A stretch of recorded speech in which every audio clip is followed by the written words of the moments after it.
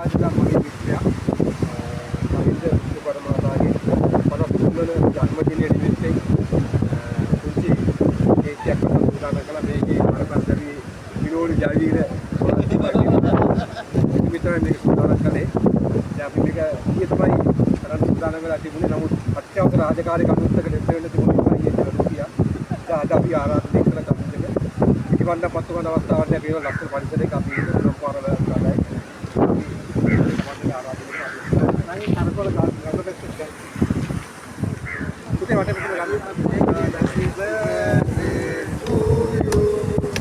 Happy birthday to you.